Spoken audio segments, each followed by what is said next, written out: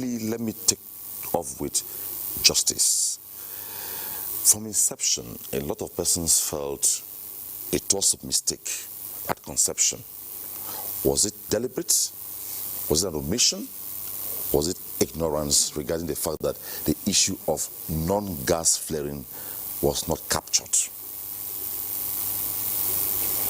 Okay, thank you very much for that question. So let me start by answering it this way.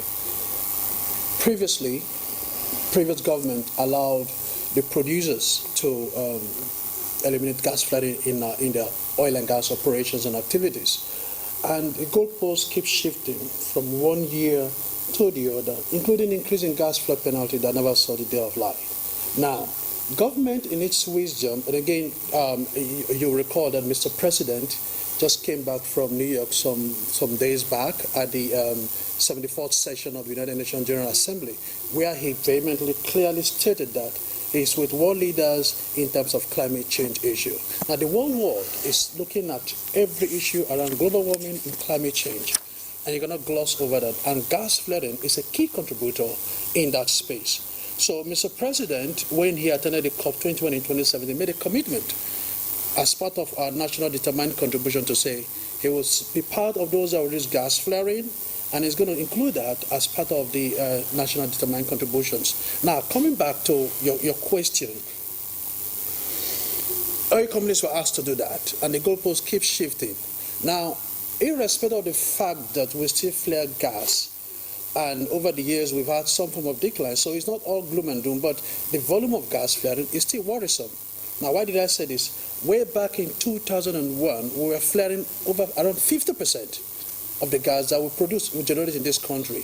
Now, as at this year, July 2019, it's around 11%. So you can see that there's around 70% decline rates of gas flaring, and thanks to the Niger National Petroleum Corporation and their joint venture partners, and of course the marginal feed operators. But the volume of gas will flare is still worrisome. So I'll put that into context. In last year, 2018, we flared around 300 billion cubic feet of gas. In this country, our power utilization in terms of gas is around 800 million standard cubic feet of gas.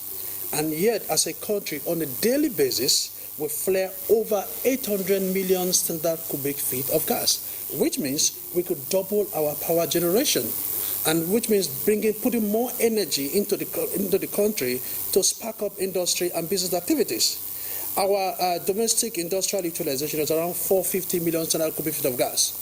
And yet we flared this amount of volume that we could triple our domestic gas utilization. So Mr. President said enough is enough, that this time around he's going to exercise his powers in pursuant to the Petroleum Act Section 9 and 11, and in particular paragraph 35B of the first schedule, which states the federal government will take these flares from producers that comes with the crude oil without payments of any royalty, and they will look for competent third parties that have the financial war chest with proven technology in commercial applications, not no pay kind of technology, to harness these flare gas and go to the acreages of the producers and take this flare gas with this technology that they're going to deploy. And we know, yes, overall, globally, pipeline is the most preferred method of transferring gas. But there are scalable, skid-mounted, plug-and-play, kind of including compressed natural gas or virtual pipeline that you can move this gas to heater to remote locations that this gas don't get to.